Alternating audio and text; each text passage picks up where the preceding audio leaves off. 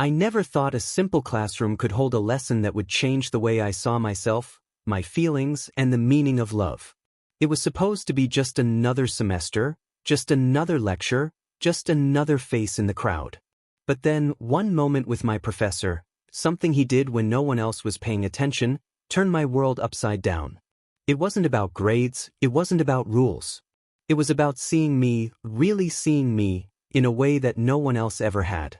Stay with me, because what happened in that room wasn't just about books and exams, it was about discovering that love can show up in the most unexpected places.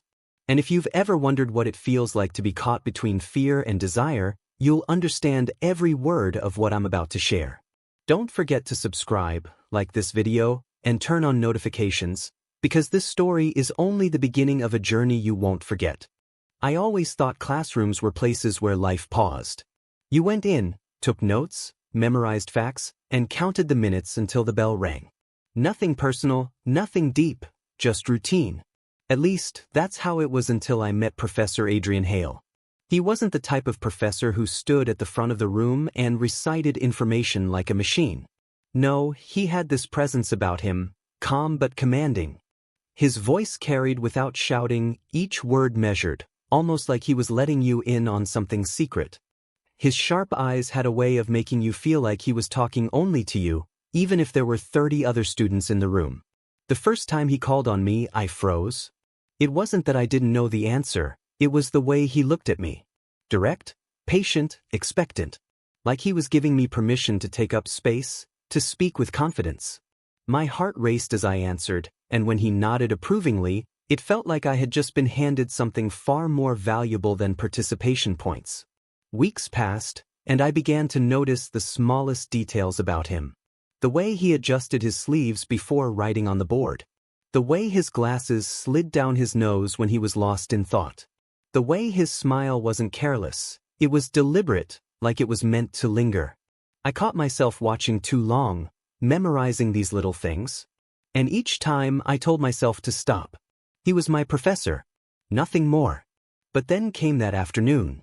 The rain had started pounding against the windows during lecture, and most of the students were restless, eager to escape. When the class ended, the room emptied quickly.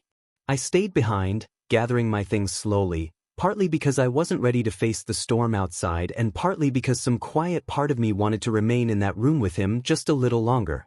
"You're not rushing out with the others," Professor Hale said, glancing up from his desk as he stacked a few papers. I shrugged, trying to seem casual. Didn't really feel like running through the rain. He chuckled softly. "Wise choice."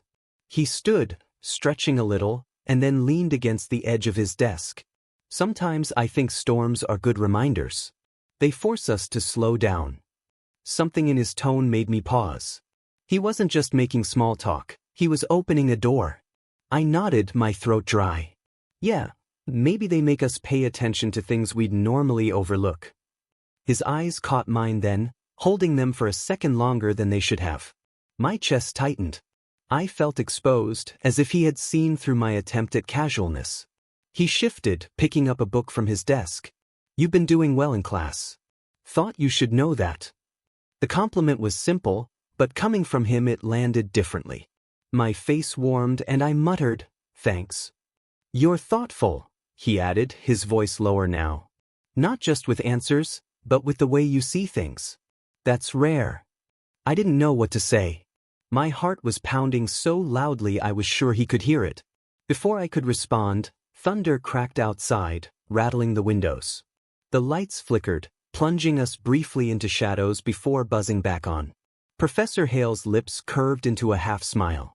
"Looks like we're trapped here for a while." Trapped? The words sent a shiver down my spine.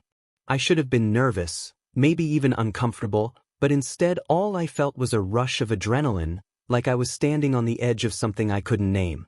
He walked toward the window, hands clasped behind his back, watching the sheets of rain blur the world outside. Funny, isn't it? How storms strip away all the noise. You can't ignore them. You have to sit with them. I found myself stepping closer, drawn not just to his words but to the quiet weight behind them. "Do you like storms?" I asked. His head tilted slightly. "I respect them. They remind me that control is an illusion. His gaze shifted back to me then, sharp but softened with something I couldn't define. Do you know what I mean? I swallowed hard. Yeah. I think so. For a long moment, neither of us spoke. The silence wasn't empty, it was charged, alive. I became acutely aware of everything.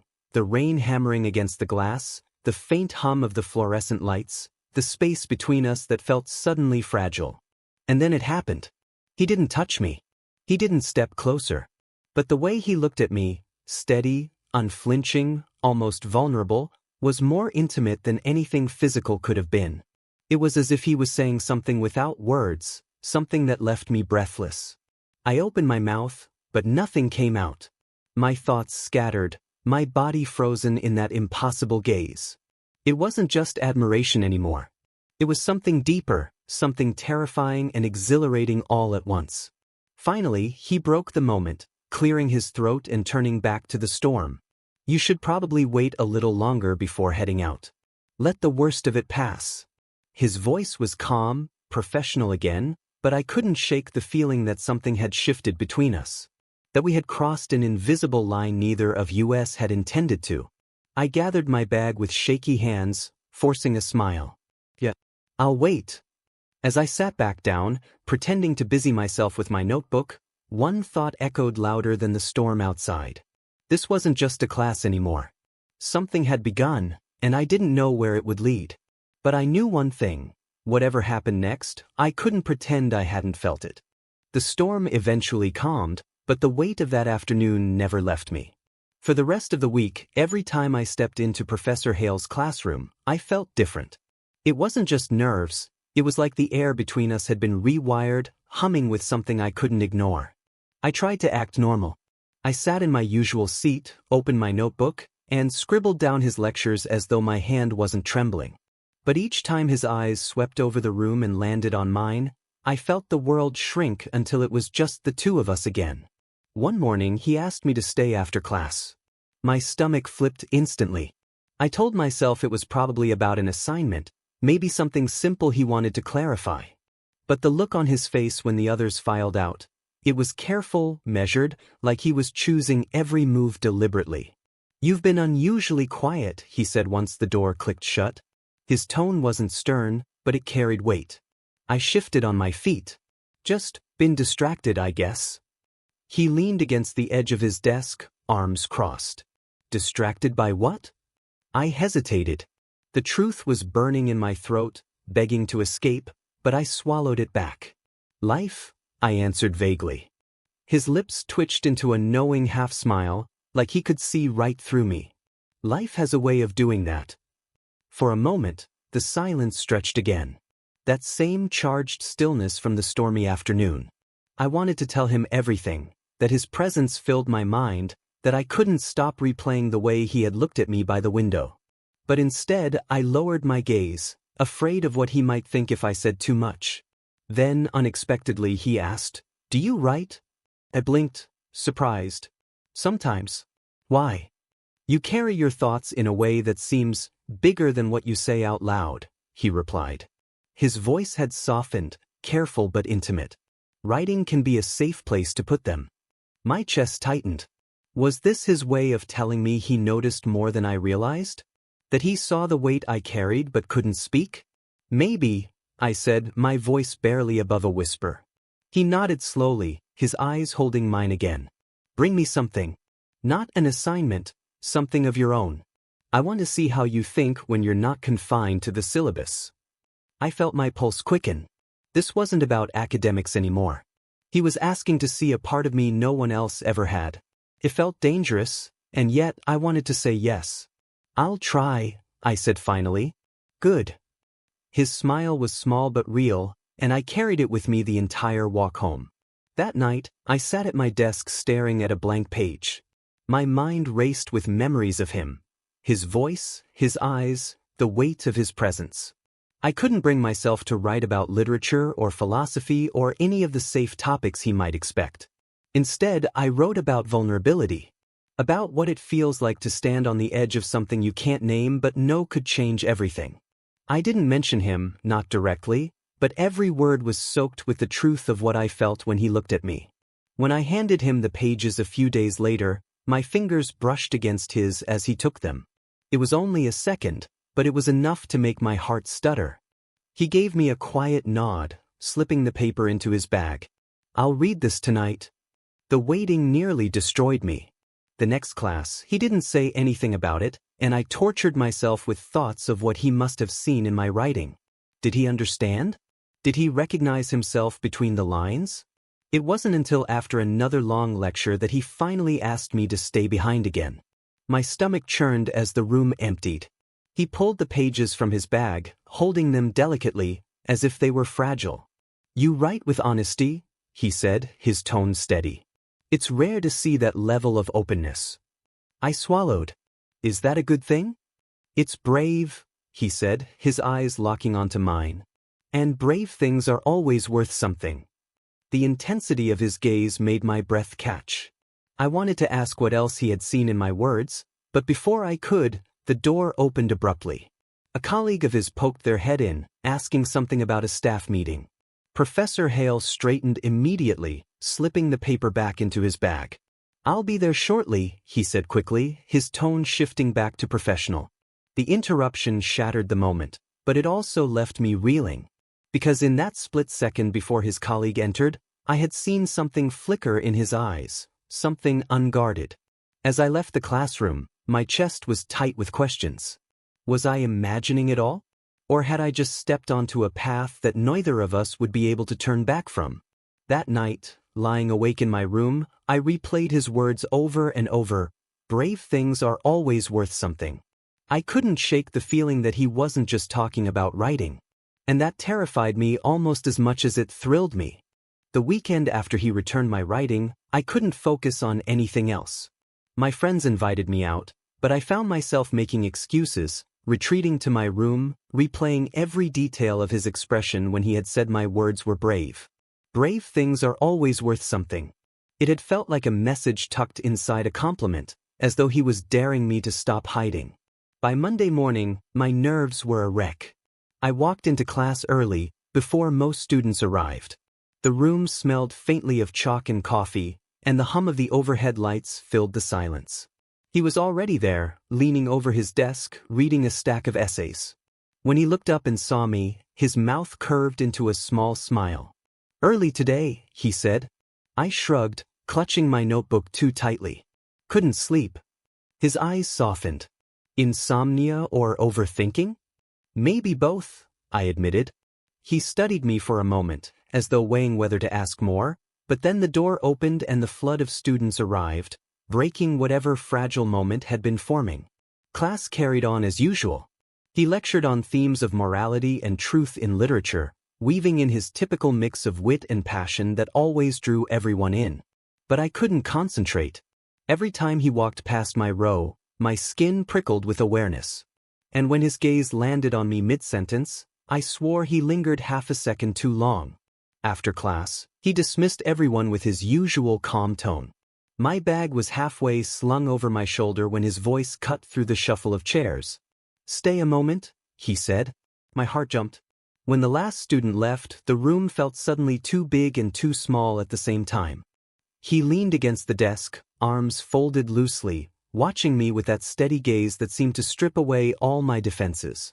"I read your piece again," he said quietly. I swallowed. "And?" "It reminded me of something," he admitted. His voice wasn't the measured professor's tone this time. It was softer, almost vulnerable. "The way you wrote about standing on the edge, wanting to leap but being terrified of the fall. I know that feeling." The words hung between us. My chest tightened, caught between relief and disbelief. "You do." His lips curved into a rueful smile. "More than I'd like to admit." He paused, then added, "You're not the only one who hides things." Something inside me cracked at that. For weeks, I'd been drowning in questions, torn between what I felt and what I thought was impossible. And now, for the first time, it wasn't just me carrying the weight. "Why are you telling me this?" I asked, my voice barely above a whisper. His jaw tightened slightly. "Because you deserve honesty. And because if I don't say it out loud, I'll keep pretending it's not there." I stepped closer without thinking, my notebook still clutched to my chest like a shield. The distance between us narrowed, the air thick with everything unspoken. Pretending what's not there? His eyes locked onto mine, and for a moment, it felt like the entire world had gone silent. "The pull," he said finally. "The way I keep finding my attention drawn to you when I know I shouldn't." My breath caught. My heart hammered so hard it hurt. "I thought I was imagining it," I admitted. "You weren't," he said, his voice low and firm. The silence after that felt heavier than any words could carry. I wanted to reach for him, to close the space, to act on everything boiling inside me. But just as the tension reached its breaking point, a loud knock rattled the door. We both flinched, snapping back into reality. A janitor peeked in, asking if the room was free. Professor Hale cleared his throat quickly. "Yes, we're done here," he said, his voice back to its professional cadence. I grabbed my bag, hands trembling. The moment was gone, but its echo lingered. As I walked out into the hallway, my legs felt unsteady, like I'd just stepped off a cliff and hadn't landed yet. That night, I couldn't sleep again. I kept replaying his words, his voice when he admitted the pull. It wasn't a confession, not fully, but it was enough to keep me awake until dawn, staring at the ceiling, knowing everything had changed. The next day he acted as if nothing had happened. He lectured with the same calm authority, paced the room, asked questions, smiled at students. But when our eyes met, I saw it. The flicker of recognition, the unspoken truth neither of us could undo. At the end of class, I slipped a folded piece of paper onto his desk when no one was looking. Just one line I'd written late at night. "I feel it too." I didn't stay to see his reaction. I walked out quickly, my heart in my throat. All day, I wondered what he would do. Would he ignore it? Pretend he never saw it? Or would this be the moment everything finally tipped over the edge? When my phone buzzed that evening with an email from him, short, professional in tone, but ending with, "Stay after tomorrow. We need to talk." I felt my entire world tilt again. Because I knew whatever happened next, there would be no going back. The next day I walked into the classroom with my pulse pounding so hard I could feel it in my throat. The folded paper I had left on his desk, the note that said "I feel it too," felt like both a reckless risk and the most honest thing I had ever done. I wasn't sure what to expect, but the email he'd sent me, asking me to stay after class, had kept me in a haze of anticipation and dread all night. He looked the same as always, crisp shirt, rolled up sleeves, that measured calm in his movements. But I noticed the faint tension in his jaw, the way he avoided my gaze during most of the lecture. It was as if he had built a wall overnight and was testing whether I'd try to climb it. The lecture ended, students gathered their books, and I sat frozen in my chair, waiting. One by one, they filed out until it was just him and me. He closed the door with a quiet click, leaned back against it for a moment, then crossed the room slowly. "About your note," he began, his tone low but steady. "Do you understand what it means to me that you wrote that?" I nodded, my voice caught in my throat. It wasn't planned. I couldn't hold it anymore. His eyes softened, but there was conflict there too. "And what do you think happens now?" "I don't know," I admitted. "I just know it's real." He sighed, running a hand through his hair. "It is. And that's the problem." Before I could answer, a sharp knock broke the silence. The door opened halfway, and one of his colleagues stepped inside, a younger professor, tall and sharp-eyed. "Adrian," she said briskly, her gaze flicking to me. "The dean asked me to check if you're still meeting with a student here after hours. Something about reviewing policies." My blood turned cold. Professor Hale's posture shifted instantly, his voice even and professional. Just going over some assignments." Her eyes lingered on me for a moment too long, suspicion flickering, before she nodded. "All right, just be careful. People talk." With that, she was gone, the door shutting a little too loudly. The silence she left behind was deafening. He turned back to me, his expression tight. "You see? That's the danger. We don't live in a vacuum. People notice. They make assumptions. And if those assumptions ever reach the administration..." I swallowed hard. "It could ruin you. It could ruin both of us," he said quietly. The weight of his words pressed down on me. For the first time, the reality of what we were stepping into hit me like a tidal wave. This wasn't just about secret glances and stormy silences anymore. It was about consequences. I don't care about them, I said, though my voice trembled. I care about you. His eyes flashed, equal parts tenderness and frustration. You don't understand. I've worked my whole life to be here. And your future is just beginning. One rumor, one slip, and everything could fall apart. My chest tightened. So what are you saying? That we should just bury it? He walked closer, stopping just a breath away. His hand twitched as if he wanted to reach for me but held himself back. I'm saying I don't know how to want you and protect you at the same time. The honesty in his voice cut me open. I wanted to tell him it was worth the risk, that love, whatever this was between us, deserved to be chosen no matter the cost. But before I could find the words, he stepped back, dragging a hand over his face. Go home, he said softly. Think about this. Think about whether you're ready for what it means. The ache in my chest was unbearable, but I nodded, gathering my things in silence. The door felt heavier than usual when I pushed it open, and the hallway outside seemed colder. All night, his words echoed in my mind. People talk. It could ruin us. Think about whether you're ready. I tossed in bed, replaying the moment his colleague's eyes had scanned me, the way suspicion had sharpened the air. The truth was undeniable, there was no safe path forward. Whichever choice we made, something would be lost. But as dawn broke, one thought burned brighter than the rest. Living without him already felt like a loss I couldn't bear. The next day, I walked into class determined, though my stomach churned with nerves. He avoided my eyes again, his voice steady as he delivered the lecture. To anyone else, it was an ordinary day. But for me, every word was a battle. When the bell rang and students shuffled out, I stayed seated once more. He glanced at me, hesitation flickering across his face. I stood, my notebook clutched tight, and met his gaze head-on. I thought about it, I said, my voice low but clear. And I don't care about the risk. What scares me more is never knowing what this could be. His expression faltered, a storm breaking in his eyes. He opened his mouth to reply, but the sound of footsteps in the hall made him glance at the door. For now, words weren't safe. But the way he looked at me, as though I had just spoken the truth he had been desperate to hear, was enough to tell me the story wasn't over. Not yet. The following week passed like a blur. Every class, every glance, every accidental brush of proximity between us carried the weight of unspoken words. His restraint was like an invisible wall, but I could feel the cracks spreading. Beneath his calm exterior, something inside him was fighting as hard as I was. By Friday, I couldn't take the silence anymore.